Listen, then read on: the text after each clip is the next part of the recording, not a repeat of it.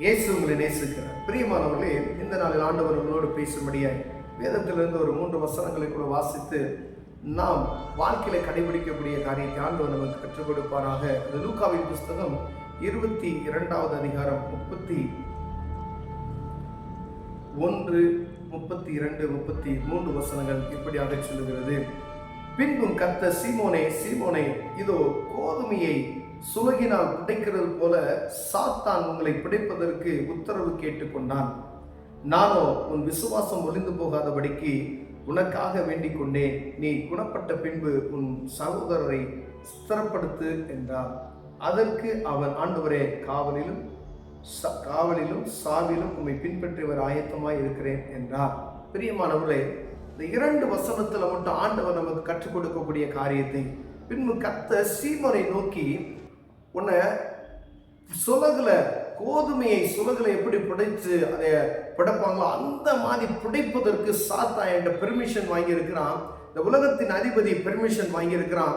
நீ குணப்படும்படிய நான் வேண்டிக் கொண்டேன், உன்னை அவனை செய்ய மாட்டான். நீ ஸ்திரப்படு, நீ ஸ்திரப்பட்டதுக்கு பின்பதாய் உன் சகோதரர்களையும் ஸ்திரப்படுத்து அப்படின்னு ஆண்டவர் சொல்கிறார். பிரியமானவர்களே, அநேக நேரங்களில் கர்த்தருடைய பிள்ளைகளுக்கு வரக்கூடிய சோதனைகள், அது ஒரு மனிதனாய் இருக்கக்கூடிய எல்லாருக்கும் வரக்கூடிய சோதனை எல்லாருக்கும் வரும் பாருங்க.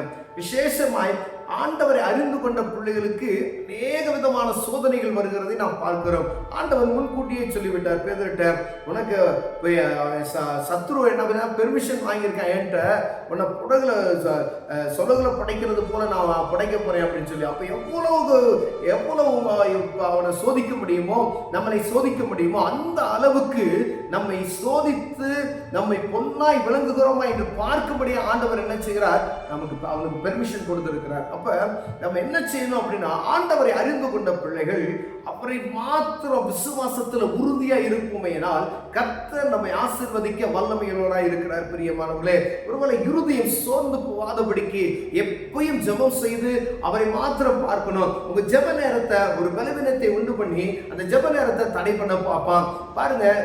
ஆண்டவருக்கு உங்களுக்கு உள்ள நெருக்கத்தை எப்படியெல்லாம் குறைக்கணும், தேவையற்ற நண்பர்களை உங்களுக்கு கொண்டு வந்து ஆண்டவருக்கு உங்களுக்கு உள்ள நெருக்கத்தை குறைப்பதற்கு பார்ப்பான். வீணான நேரத்தை பாருங்க, தேவ சமூகத்துல நம்ம செலவு பண்ணுகிற நேரம் கொஞ்சமா இருக்கும், ஆனா வீணா நம்ம செலவு பண்ணுகிற நேரம் பாருங்க வெளியில அதிகமா இருக்கணும். இது பூரா யாருன்னா அவன் பொல்லாதவன் கொண்டு வந்து ஆண்டவருக்கும் நமக்கும் இருக்கிற அந்த நெருக்கத்தை உறவை கொஞ்சம் தூரப்படுத்துறதுக்கு அப்படியே சோதனை பண்ணி உலகத்துக்குள்ள எப்படியாவது உள்ள தள்ளி விட்டுறணும்னு சொல்லி என்னெல்லாம் ட்ரை பண்ணணுமோ அப்படிலாம் ட்ரை பண்ணிக்கிட்டே இருப்பான். பிரியமானவரே, ஜெப நேரத்தை பாதிப்பான்.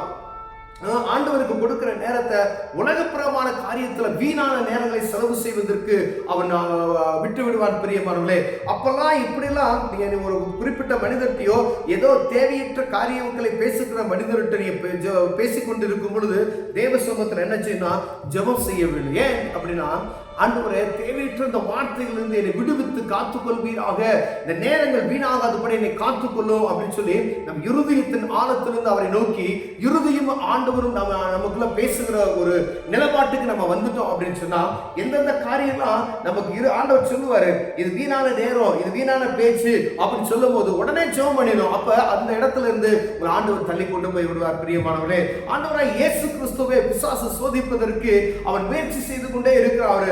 உபவாச நாட்கள் முடிந்த பின்பு அப்ப பாருங்க, ஆண்டவர் வசனத்தின் நிமித்தமாய் அவனை மேற்கொள்கிறதை நமக்கு கற்றுக் கொடுத்திருக்கார். அப்பாலே போ சாத்தானே, தேவனாகிய கர்த்தர் ஒருவருக்கு ஆராதனை செய்வாயாக அப்படின்னு ஒவ்வொரு காரியத்தையும் பார்த்து இந்த உலகத்தின் அதிபதி அவன் பாருங்க, வானத்தையும் பூமியை சிருஷ்டித்த ஆண்டவர் அவருக்கு என்ன சோதிப்பதற்காய் அவன் அநேக முறைகள் அவரை பின்தொடர்ந்து வருகிறதை பார்க்க முடிகிறது. பிரியமானவரே, அப்படின்னா உலகத்தில் இருக்கக்கூடிய மனுஷன் நீங்க நானும் உயர் விடாதபடிக்கு, தேவனை நெருங்க விடாதபடிக்கு என்ன செய்யணும் அவன் முயற்சி செய்வான். ஒரு குறிப்பிட்ட நேரம் உங்களை டிஸ்டர்ப் பண்ணுவான். ஆனா ஆண்டவர் நமக்காய் என்ன செஞ்சிருக்காரு, பலனை கொடுத்திருக்கிறார். அவர் நமக்காய் ரத்தம் சிந்தி நம்மளை மீட்டுக் கொண்டிருக்கிறார் என்பதை நாம் அறிந்தவர்களாய் இருப்போமேனால் எந்தெந்த காரியெல்லாம் நமக்கு தேவையற்றதாய் காணப்படுகிறதோ அந்த நேரத்தில் ஆண்டவரே இந்த காரியம் வேணான்னு சொல்லி நீங்க இருதயத்தில் கேட்கணும்.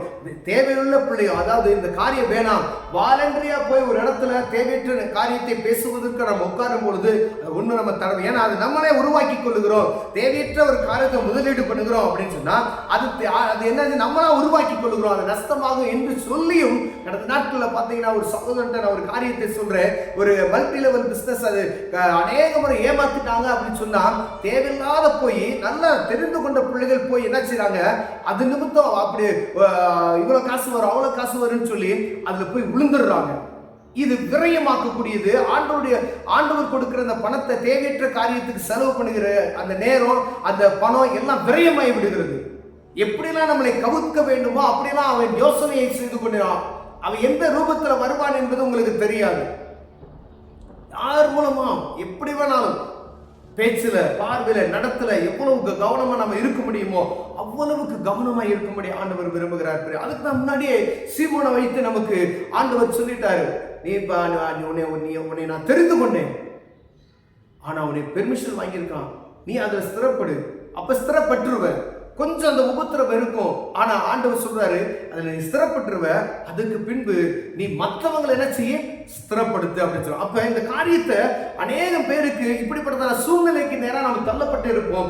அதுல மீண்டு தேவ சமூகத்துல நிலை பெற்று இருக்கிறவர்கள், அப்படிப்பட்டதான சூழ்நிலைக்கு நேரம் இருக்கிறவங்களுக்கு நம்மளை வழிநடத்தும்படி ஆண்டவர் அவர் சொல்றாரு, நீ போய் உன் சகோதரனை நீ ஸ்திரப்படுத்து அப்படின்றாரு. அப்ப இந்த காரியத்துல இப்படிலாம் நடக்கும், இதுல இருந்து நீ போகாத, இப்படிலாம் ஜெபம் பண்ணு, இந்த வீணான காரியத்துல நீ ஒதுக்கி வச்சிருன்னு சொல்லி சகோதரர்களுக்கு நீ என்ன செய்யும், மற்றவங்களுக்கு நீ அவர்களை சொல்லி ஸ்திரப்படுத்தி அவர்களையும் உறுதியாய் மாற்றி என்று ஆண்டவர் சொல்கிறார். பிரியமானவர்களே, அப்ப சோதனைக்காரனுக்கு தப்பி இருக்கும்படியாய் ஆண்டவர் அந்த சோதனைக்காரனுக்கு நீ தப்பி இருக்கும்படியாய் விழித்திரு அப்படின்னு சொல்றார். அப்ப விழித்திருந்து தேவ சமூகத்தில் ஜெபிக்கும் பொழுது ஆண்டவர் நம்ம என்ன செய்வார், பாதுகாப்பார்.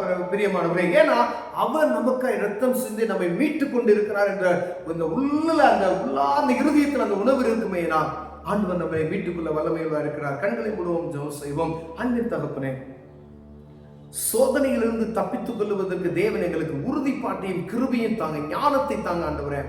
பொல்லாதவன் கொண்டுகிற காரியங்களை அறிந்து செயல்படுகிற இந்த தேவ பக்தி எங்களுக்கு தாங்க. இயேசுவின் நாமத்தில் பிதாவே, ஆமென்.